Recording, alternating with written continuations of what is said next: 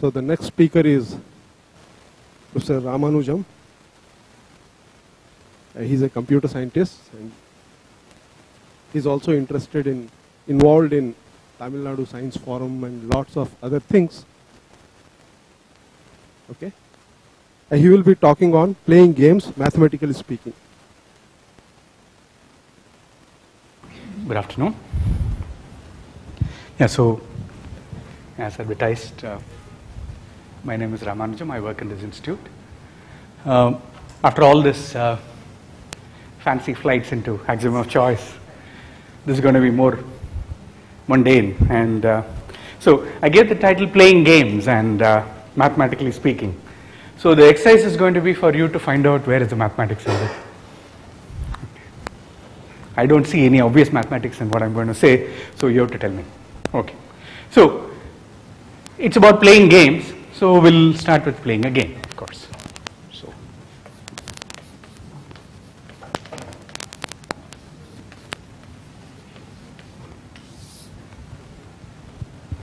okay, so very basic game to start with. I need somebody to play with me. Will you please? What's your name? Chandni. Yeah. Okay. So tell me a number between 1 and 10. Okay. So I'll pick a number within the next 10 numbers. We can go on like this, but there needs to be some objective, right? There's no fun in just going on picking numbers. So the rule is whoever first reaches 100 wins. Okay. So you said 19, I said 20. You said, sorry? 20. 29, 29. 30. 35, 36. 42, 52. 59, 60. 68, 70. 75, 76. 85, 89. 99, 100. Okay. Thanks. Yeah. So, would you like to start? What's your name, please? Janani. Would you like to start, or would you like me to start? Yeah, please. 1, 2, 3, 10, 15, 20, 25, 30, 31, 40, 45, 46, 50, 51, 55, 60, 70, 71, 79, 89, 90, 100. Okay. Yeah. So, would you like to start, or would you like me to start? What's your name? Praveen. Yeah. Why don't you start? Or would you like me to start? You want me to start? Okay, 5. 10. 20, 30. 39, 39. 40. 40, No, I said 40. 50, Yeah, you can only pick in the next 10 numbers. 50, right? 51. 60, 61. 70, 71. 74, 78. 79. 89. You should resign at this point, right? Okay, so it's clear, right? It's clear that anyone who hits 89 is going to win. Why? No matter what the other numbers your opponent picks, you can always come back with 100. So it's clear that to reach 100,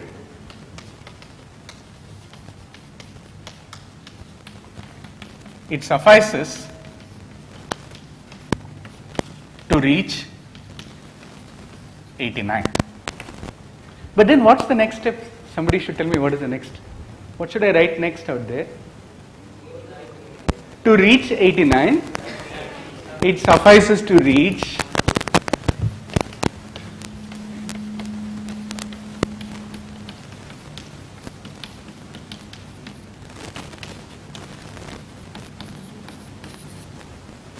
well then, go on. To reach 78, 67, and then 56, 45, 34, huh? 23, 12, 1. So, whoever starts has a way of winning the game. So, I would say for this, so is it clear that whoever starts can always win this game? Why? Because supposing you politely ask me to start, I say 1, right? Now, no matter what numbers you say, I can always say 12, right? And then no matter what numbers you say, I can always say 23, right?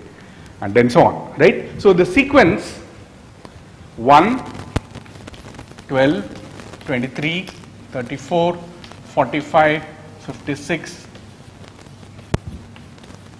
This sequence constitutes a winning strategy.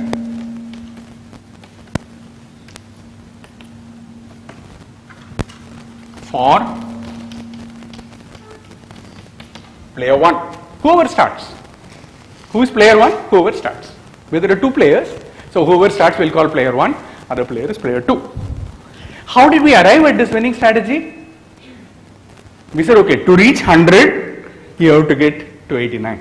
So this thing is called backward induction. Backwards induction. I am just putting it in quotes. There.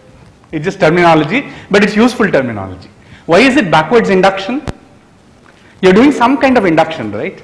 You're saying to do this, this is what I should do earlier, and you're working backwards, right? Have you seen so-called endgame problems in chess? Have you heard of?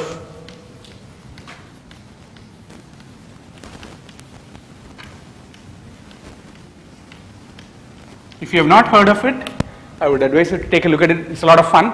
There are a lot of chess puzzles which are of this form too, where you really have to work backwards to figure out what is going on.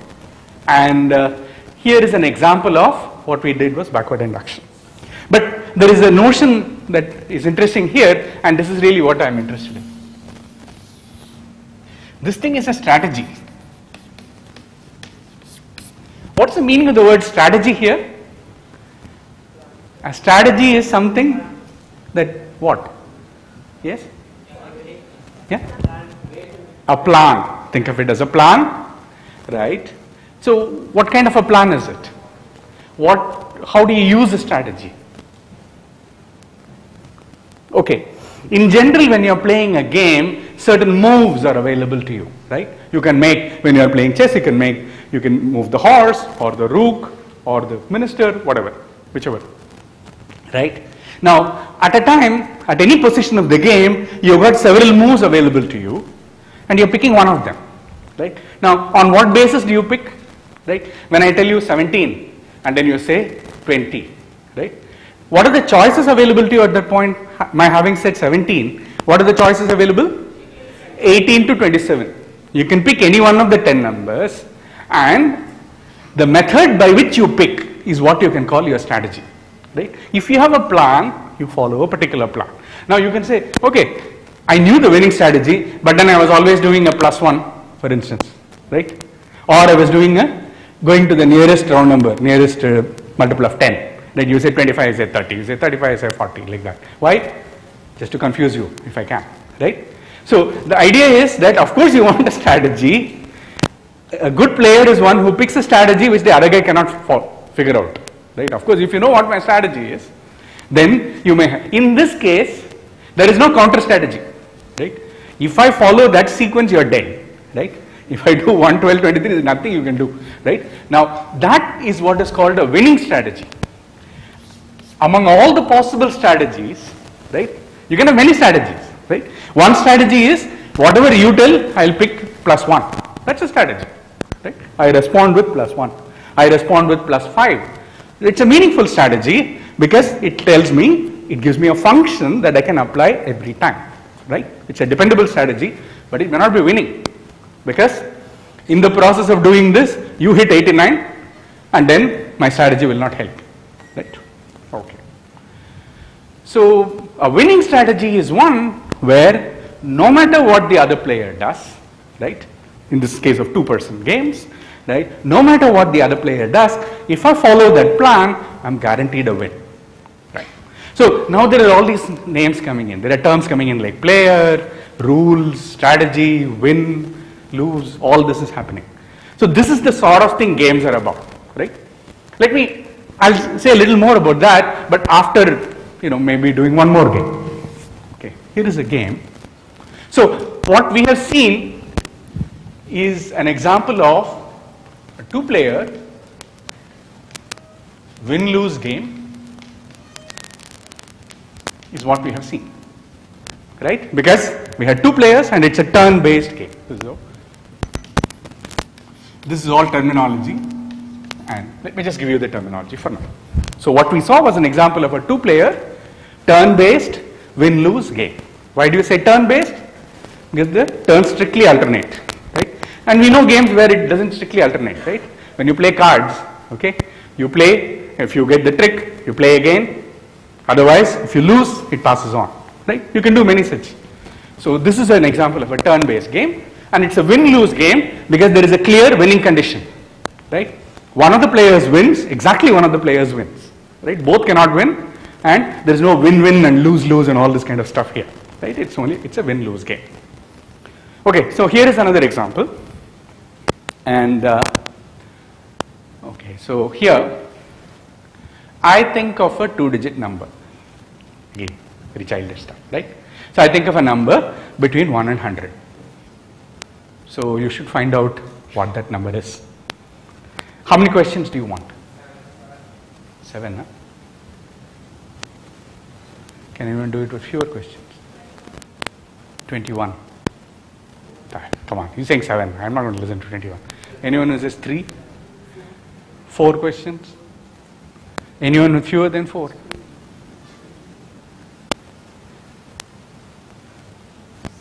One question, yeah? Surely. Yeah. What is the question? What's the number? I'll tell you, right? Come on. I just said I thought of a number and asked me a question, right? You ask me, I'm an honest person, I will tell you the number. What's the problem, right? So if we make it more interesting, right? Obviously. So I'm not going to, allow questions of that kind. So the thing is that you can ask me whatever question you will like. I don't care. I'll only answer yes or no. So of course, if you ask me what is that number, it's useless because I'm not going to answer yes or it's not a yes/no question, right? Now, how many questions? Yeah, okay, 7. But somebody says 7. I want somebody who can do it fewer questions. 5. 5. Okay. So she's ready for 5. Anyone for 4? No, that's not a dependable strategy, right? You need some strategy, right? Okay. Anyone now? Anyone with 5?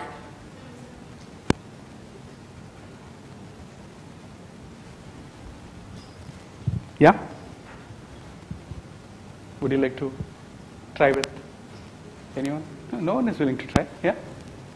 Anyone for what? How many would you need? See, surely with 99 questions you can always find it. That's for sure, right? 99 questions suffice because you have eliminated 99 of them. In the worst case, you got only 1 left, so no problem, right? Okay. So, how many would you need? How many questions would you like to?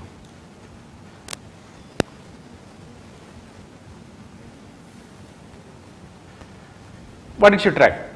Ask some question, let's see. Yeah. I have the number.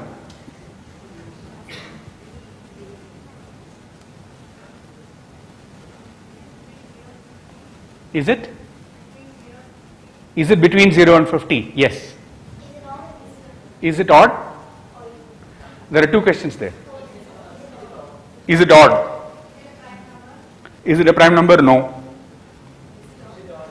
Yes. 3 questions.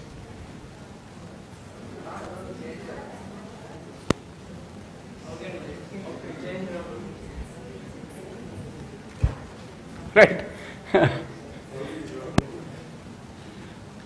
Okay, I'm willing to. I follow. You set the rules of the game, I'll follow it. No problem. Yeah.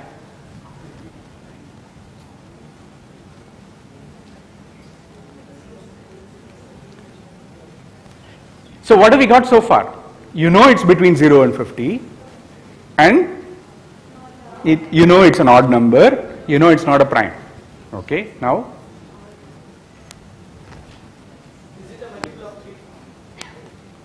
Who's asking? Is he allowed to ask? I mean, you have to help her.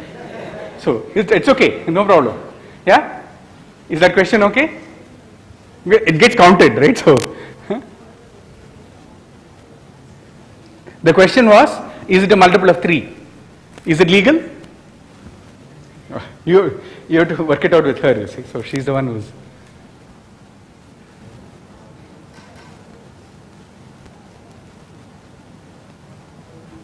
Yeah? Yeah, what's the next?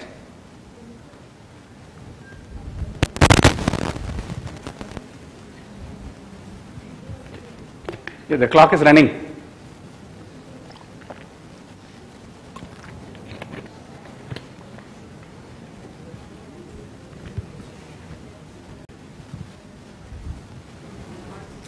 Is it 1? No.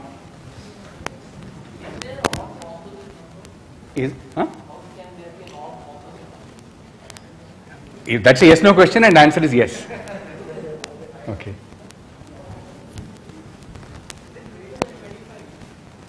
Who's asking? Is he allowed to ask? You're the one who's to. She seems to, yeah. Huh? Is it greater than 25? Yes. Wait. Huh. She has to okay every single question there, right? No, but then you didn't okay his question. He had a question there. What is that? Is it a multiple of 3? Yeah? Shall I answer him? Okay. No. But already, you have gone to 6 questions, so. Yeah? Less than 40? Yes. Well, okay. I'm going to restart. There are too many. You've been, I want to take you later. I know why. Huh? Okay, so I've thought of a number. Start. Is it odd? Yes. So one question. Keep track, no? One question, yeah? Is it less than 50? Yes.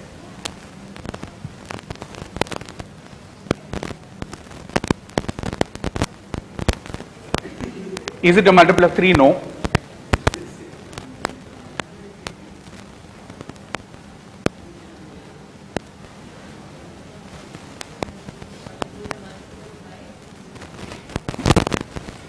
Yes.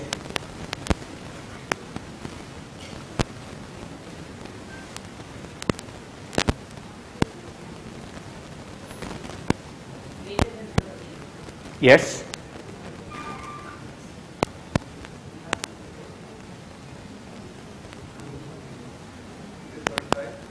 No.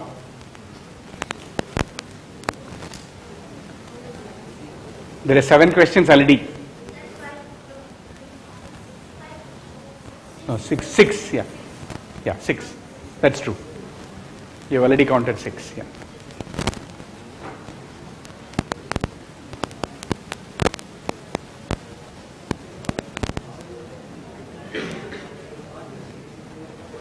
So what are the numbers left? What are the numbers left right now?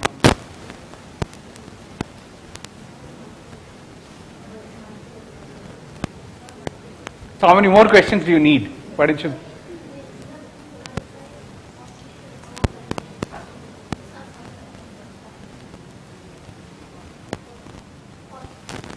Yeah? What is the question? Is it 40? No.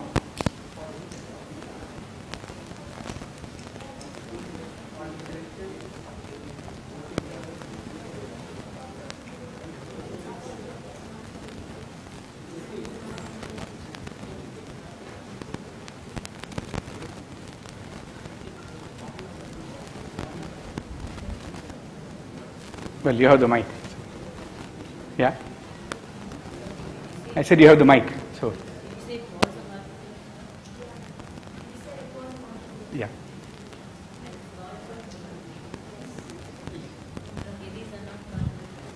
Okay. 5 questions. I think I'll take that bit there. Yeah. Is it greater than 50? Yes. Yes.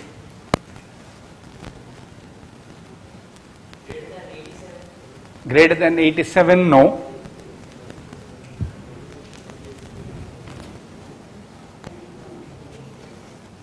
Greater than 81. No.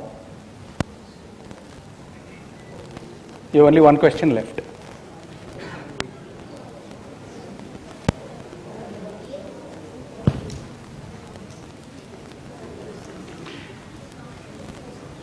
What about, can somebody else advise him now? Do you think he should continue or resign? What are the numbers left right now? 76? 80. So there are 5 or 6? 5 numbers, okay. Okay. And he has got only one question. So can he find out? Okay, let him try. Huh? Is it odd? No. But your 5 questions are over. This was last. No.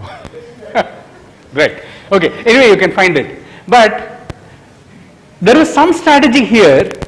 What was the strategy that was going on here? Can somebody say? What happens?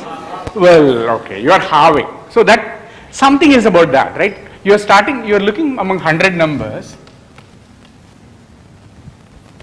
Right? What is the first question? Is it greater than 50? Greater than or equal to 50 if you like. Now, whatever answer I give, right? Whether I say yes or no, what is going to happen?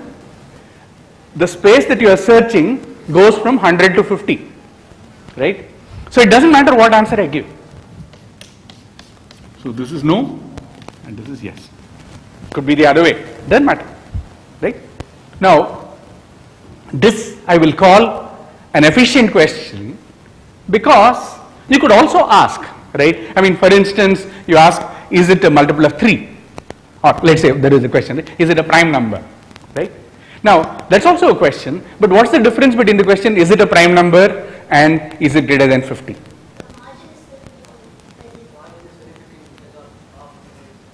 Yeah, in the case of, if it's a prime number, you ask, is it a prime number? If I say yes, you hit the jackpot. You hit the jackpot because there is only a small number. How many prime numbers are there between 1 and 100? 20. Huh? 25. Okay, you go and find out, right? Okay.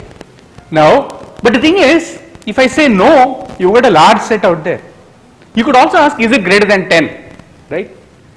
If I say no, it's great because you've got only very few numbers. But if I say no, you have brought it to 90. Doesn't help.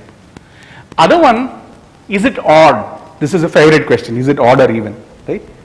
Now, that again brings it down from 100 to 50, but it's not as good as this because this gives you some visual feel, right? You are narrowing the interval in some way, right? You know, if it is distributed, you know, it could be a little more, but it's okay, it's equally good. But it's clear that with one question, you can bring it down from 100 to 50. Is that clear? With one question, you can bring down the search from among 100 numbers to 50 numbers.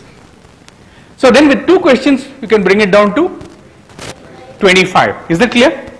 Because no matter what answer was given in the first one, supposing I say yes, right? With one question, you can bring it down to, say, let's say greater than 50. I say yes or no, it doesn't matter. Whatever this thing I give. So again you ask a question, I say if your question equally divides the space, right, I can always bring it down to 25. So with 2 I bring it to 25, with 3 I bring it to 13. Okay, so that is where you have to be careful. With 4 questions I bring it down to 7. 5 questions I bring it down to 4. 6th question I bring it down to 2. 7th question will get me the answer. Is it clear? Right? That boundary case is a problem and that's important, right? And that's why you were saying 5 and I saw some hesitation there, right? So it's clear that with 7 questions, you have a strategy to find the number. Is it clear? Is it clear? Once again, you can always ask, is it greater than 50? Supposing I say yes. You say, is it greater than 75? I say yes. You say, is it greater than 87? I say no, and so on. Right? You can divide it up and ask. With 7 questions, you have a strategy. Definitely, no matter what answer I give, you can find the number. Now is the other way. So it's clear that 7 questions suffice for you. Is it necessary? Maybe with 7 questions you can find it using this strategy. Maybe a completely different strategy will let you find it with 3 questions. Is it possible? What do you think? Yeah? What do you think? Yeah. Give me a strategy. Oh, you think there is a strategy except that you can't find it. Depends on luck. But that's not a strategy, you see. See, I want a winning strategy. What did I say was a winning strategy? A winning strategy is one, no matter what answer the other player gives, is sure to get me to win, right? So, but here this is not win-lose. So that's why I'm moving away from a win-lose game, but it's a game nevertheless. But the point is that you want to ask with as few questions as possible, right? You want to find out. Now the question is, with 7 questions you have a strategy. Do you have a strategy with 3 or 4 or whatever, right? You're saying it depends on luck. Now, is there some way by which, without counting on any luck whatsoever, you can find out with fewer questions? Let me ask the other way. So this is a 2-player game, right? You are trying to find out with as few questions as possible. What is my objective? To make you ask as many questions as possible. What strategy do I have to force you to ask 7 questions? I know that you will find it with 7, because remember, as soon as we started, these guys were yelling 7, 7 and all. So I knew that somebody was going to find with 7 questions, okay, right? Now, what is my strategy? Strategy, but what moves I have got at all? What is under my control? The number that I think of. That's the only choice I have. In this game, the moves for you are picking questions. Once you ask me a question, I have to answer. There is no issue. So the only choice I have got is in the initial move, right? It's clear? I have among 100 numbers, I have some number to pick. That's my choice. So what number should I pick so that you're forced to ask 7 questions? What is not a round number? I think all numbers are round. Whole numbers, yeah? Whole numbers are all round. So why shouldn't I think of 50? I mean, I like 50. 75, I like 75. What's wrong with thinking of 75?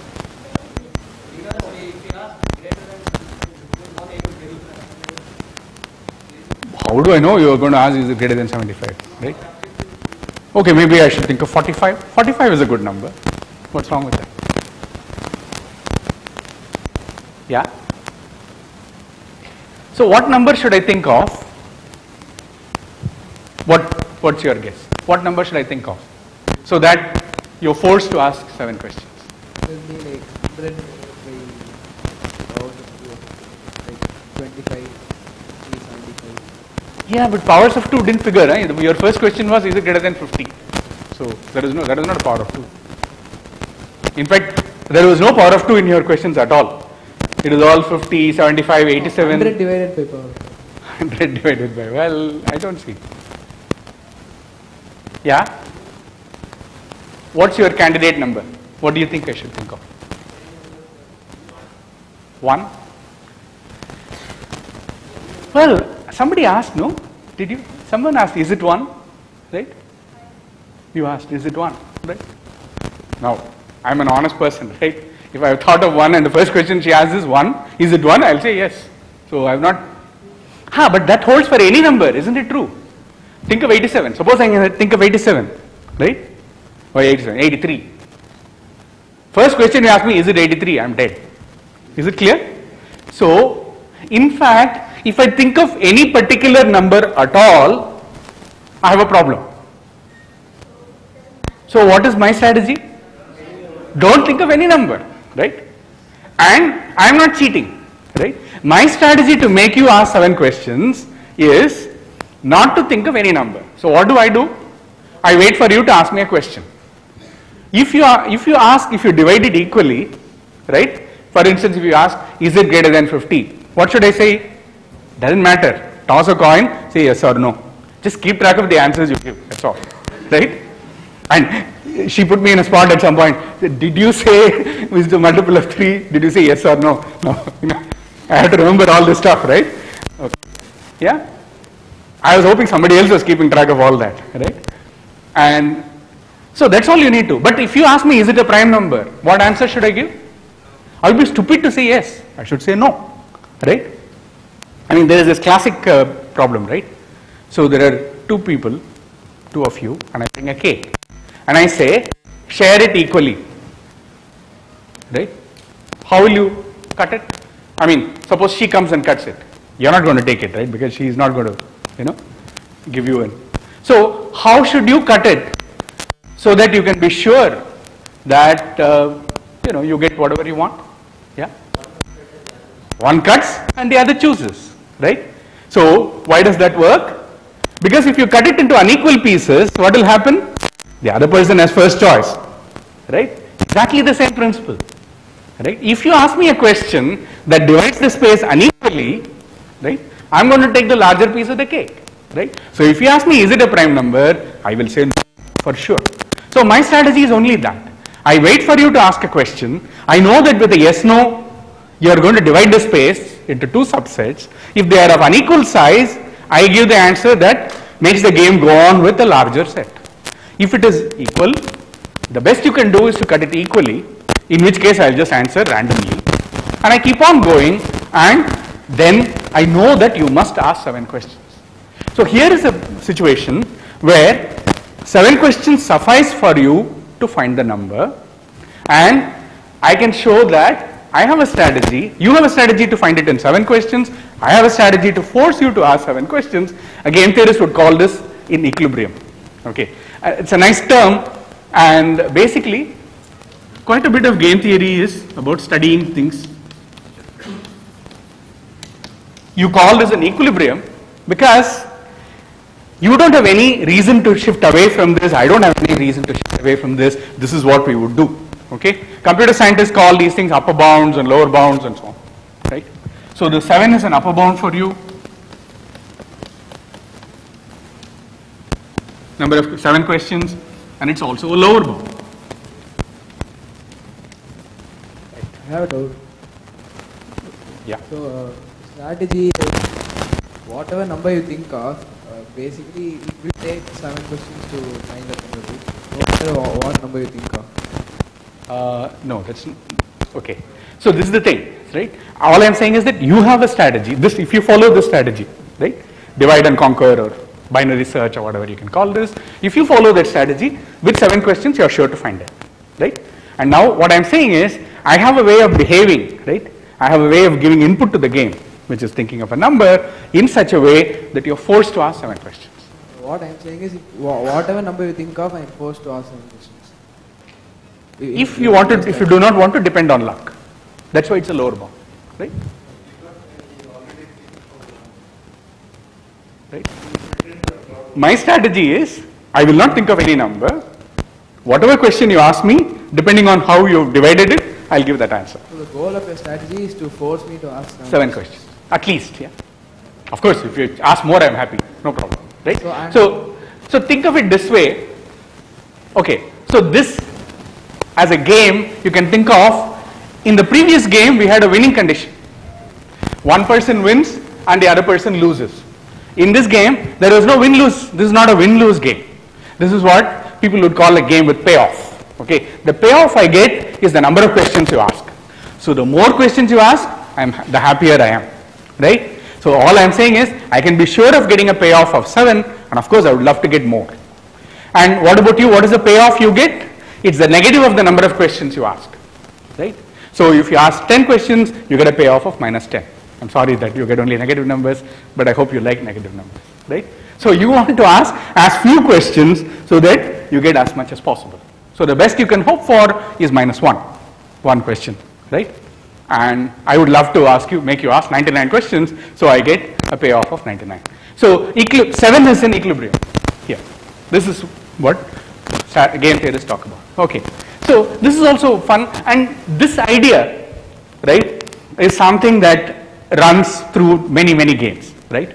And let me give you a flavor of some slightly different thing, but maybe make a remark and continue with one more game, and that's it. Okay. So this idea of backwards induction, right? I started drawing that picture like that.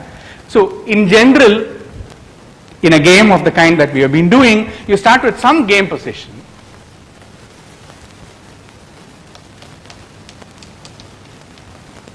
and in the guess, that reaching 100 first, the initial position was whoever where we start, and somebody picks a number, right?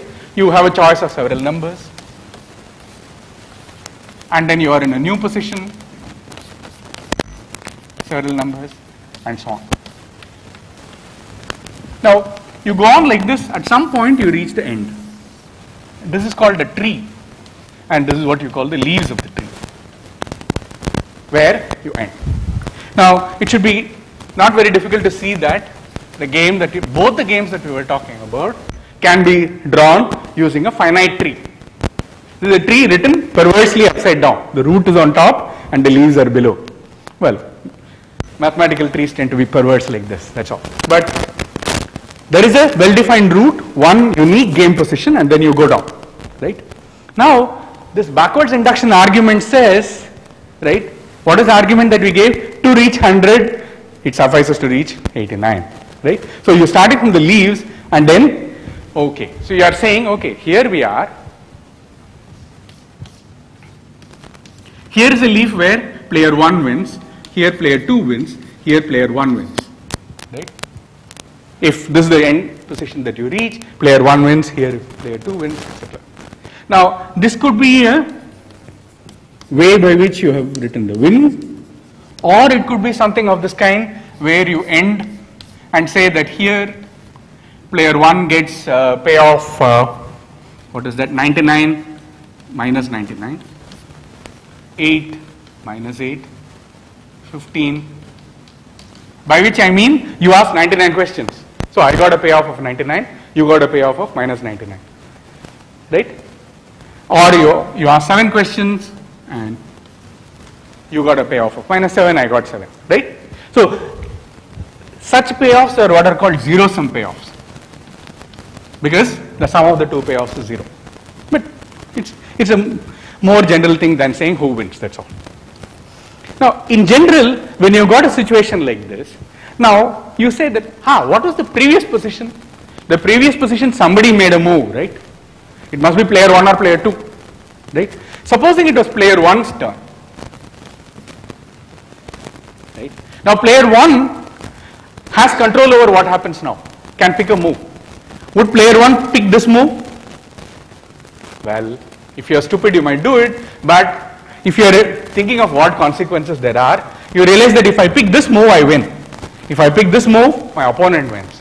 So I would rather pick one of these, either this or maybe this. So in any case, if play reaches this point, you can say that player 1 has a strategy to win the game if I get here, because I can always pick. Right? So I can say that player 1 can win this position. Right?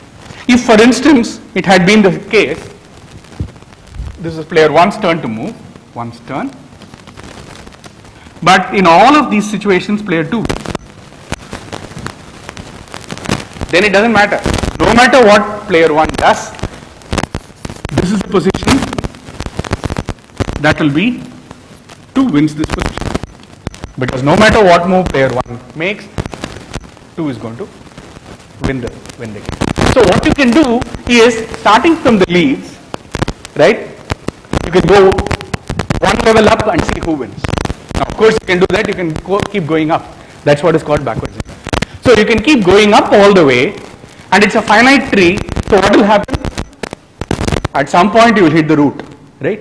And at the root, you will say player 1 wins this position or player 2 wins this position. It doesn't matter. So you are able to determine. So this little argument, very simple argument, you can sit and formalize and show induction and show that no matter what is the size of the tree, however deep your play is, you are going to, one of the players is going to have a winning strategy. Now this is something attributed to Zermelo in 1930. This is a theorem that's going to celebrate a century next year, the centenary of this theorem, and it's an extremely interesting theorem. It says every finite tree like this, right? Every finite game, two-player win-lose game, every finite win-lose turn-based game is determined, it says. Determined means one of the two players has a winning strategy. Now Zermelo was interested in proving this theorem for a particular game which we all like. What is that? Chess. Chess is a two-player game. Win-lose, you can, there are draws involved. So for the moment, let's say that you can only win or lose, there is no draw. You can change the game, just a little, definition just a little bit too. Say, instead of saying determined to mean that every player has a winning strategy, you can say every player has a non-losing strategy to not lose, so that either win or a draw. But let's not worry about it for the moment. And it's a turn-based game. And think of chess as a game tree. The chessboard that you start with, that is your initial position. Player white moves. How many moves can the player white make? Some finite number, right? And then there is a new board. Black can make one of finitely many. You keep on going. What can happen? You can have a loop, because I can keep moving my king like this, you keep moving your king like this, but that's ruled out. If you actually think about tournaments, in tournaments this is ruled out. In fact, all tournaments make sure that you can't repeat a position. In fact, if you repeat a move in many tournaments, you have to resign, it becomes a draw. So, okay, forget that, but it's very easy to rule out loops so that it's a finite tree. So, Zermelo's theorem, which as I said you can sit and prove, it takes 15 minutes for you to set it up and prove, assures you that the game of chess is determined. Determined means what? Either player white or player black has a winning strategy.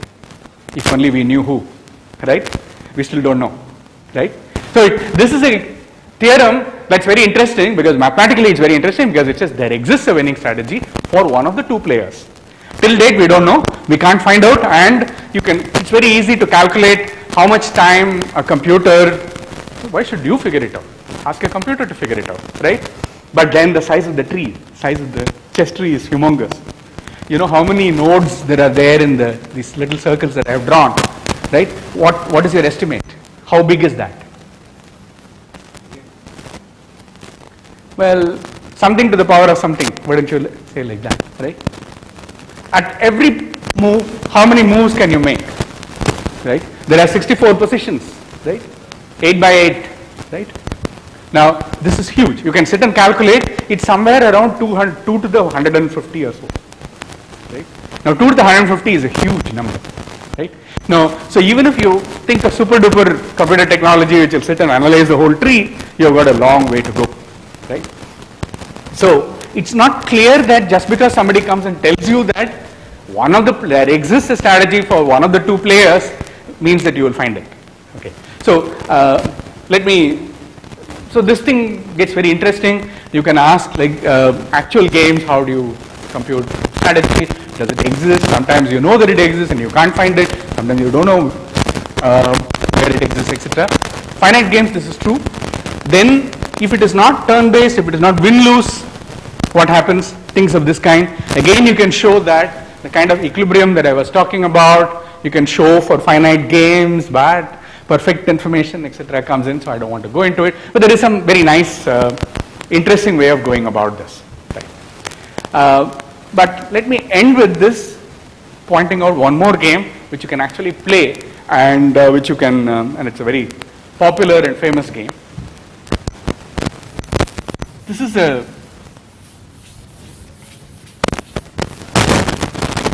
a game called, how much time is that? Maybe 5 minutes? Yeah. Okay, I'll just mention the game. Okay, so this is a famous game called NIM game. So the NIM game is as follows.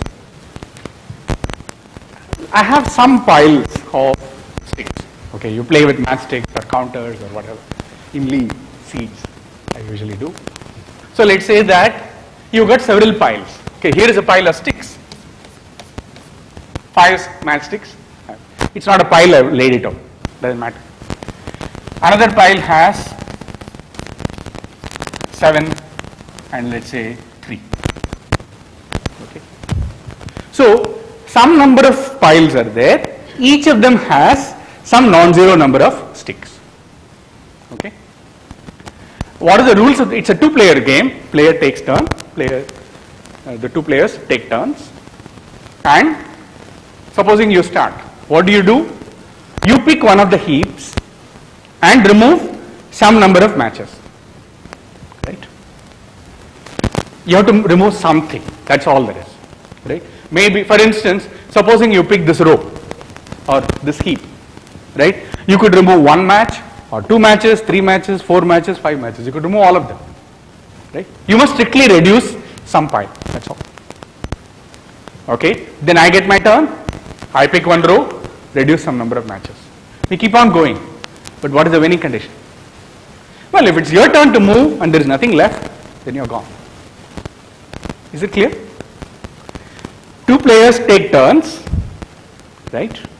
The 2 players take turns and the allowed move is pick one of the rows and strictly reduce it. You can always bring it down to 0 if you like, but you must reduce. You must do something, right? And if it's your turn and the whole pile is empty, that means you have no choice, you are stuck and you lose. So whoever is the last person to take a match wins the game. Now, think about this game, right?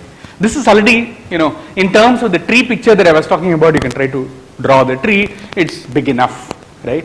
Because think about it, right in the beginning you can see, right? I can pick one of the 3 rows. Picking row 1, already in row 1 there are 5 possibilities, right? In row 2 there are 7 possibilities. And row 3 there are 3 possibilities. How many moves that I have initially? 3 plus 7 plus 5. This many, right? I can pick any one of them. So the tree is humongous. So you can't sit and exhaustively search every possibility and do. And this is just for this. Because at the moment you have worked it out, I'll change it and give you a different initial configuration. So it's good to think of it as, okay, somebody has given me a vector k1, km, all ki's greater than 0. That's what I've given you, right? And what is the move? Pick any one of them, reduce. That's all, right? And question is, can you find a winning strategy for either of the players, right? How do you, and obviously it will depend on the numbers that you begin with, right? So you want your notes, so the strategy that you want is something, some function that you can apply no matter what is the configuration, no matter what vector is given. What will the strategy tell you? It will give you a pair. It will tell you one index among 1 to m, and then it will tell you the number that you must reduce. That is what you call a strategy. Now, what you want is a winning strategy. That means what? You must do it in such a way that whatever the other opponent is going to do, you're going to have the last match is yours. That's what you want, right? And I assure you that it is possible. This was solved by Bouton in 1905. This is another thing that is celebrated its centenary. It's all long ago. Okay, but Axioms of choice is older. So, 1905, this was solved, and he gave a complete solution.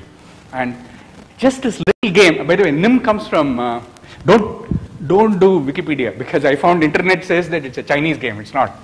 It comes from the German word nehmen. Nehmen means to take. Okay, and maybe the Chinese played some games. I don't know, but at least simply because of NIM, I think someone decided that to call it from Chinese origin. No. So think about it, and think of how you would play and how you would solve a game like this, because this game, it turns out, has many interesting characteristics, and it's representative. In some sense, if you solve NIM games as a class, you solve a whole lot of other games that reduce to NIM in some sense. And there is a very nice book called Winning Ways.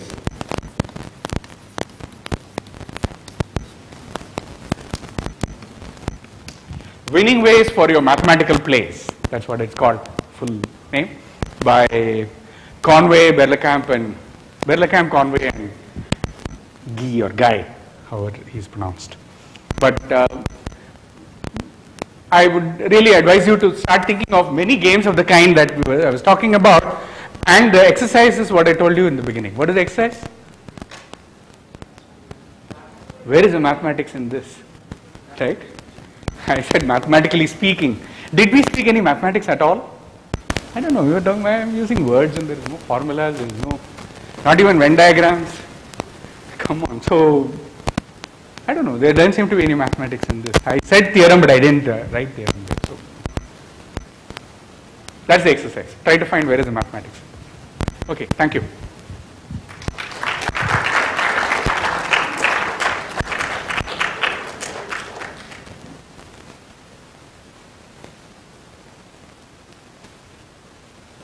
I'll also give my email address, so in case you have some solutions for the NIM game that you want to send me.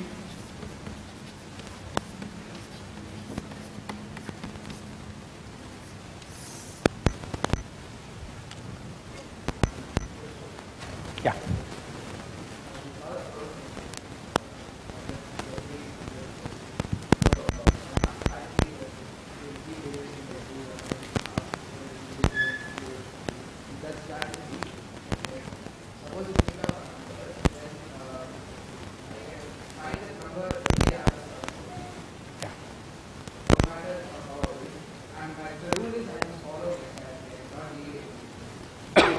If you No, I didn't say that.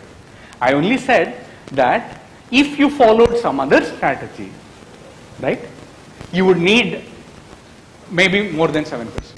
You know, the number of questions that no matter what strategy you use, right, the number of questions that you will ask is greater than or equal to 7. That was it. That was the key. Yeah. By the way, you must also ask, I wanted to but I forgot, is that we said 100 numbers, right? What if it was 1000? How many questions do you need? Yeah, I said 2 digits. Supposing I say 3 digits, which means between 1 and 1000. 10 questions. Because 2 power 10 is about 1024, right? So 11 questions really. Okay, but yeah. 10 questions you can do. But in general, if it was n, no, I am giving you a number between 1 and n. Log n to the base 2. Yeah. So what we are talking about is that if you, no matter what strategy you follow, the number of questions that you will ask is greater than or equal to log n to the base 2. Yeah. suppose you're thinking of a number from 0 to 100. Let's give it to 100. Yeah. So suppose I want to ask you convert it into binary. Yes. And then I ask whether the first digit from the left side is 1.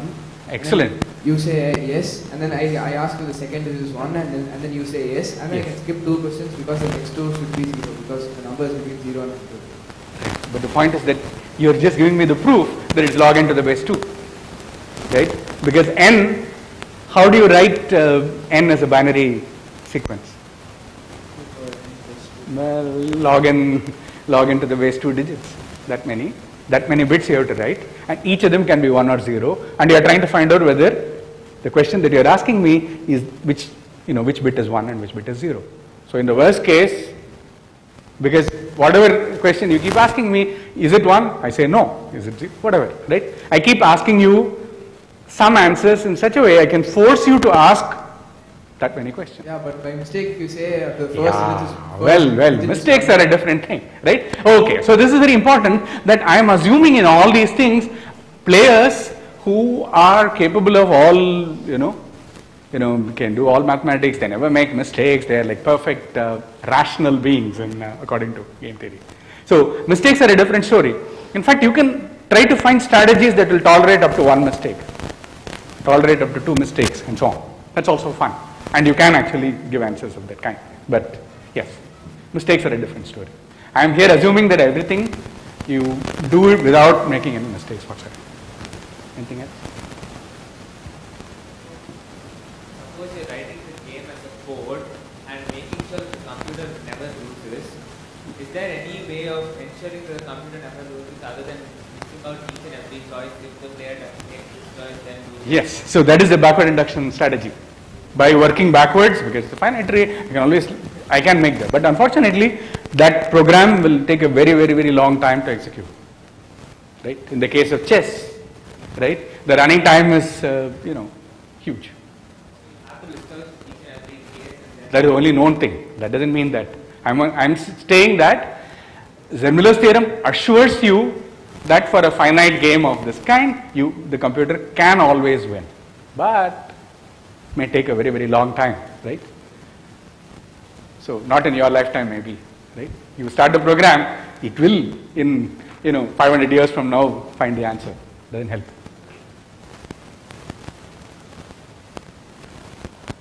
Okay, thank you.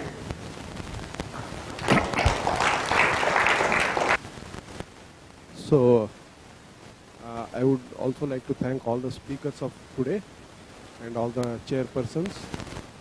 And I would also like to thank, our office staff, Mr. Vishnu Prasad and his group, who have helped us quite a lot in organizing this. And also thanks to you, all of you, who have, despite the climatic conditions, you have made it come here. Hope you have learned some insights into mathematics. You have, for example, this talk, where is the mathematics? That's an exercise for you. You can think about it. Hope it was something you got it from this one-day workshop, and we would be happy if that reflects in your, once you go back, if that reflects in your pursuit, academic pursuit and habits, we'll be very happy about it. So thank you very much for coming and attending. And there will be a tea break now. At the end of the program, there will be tea.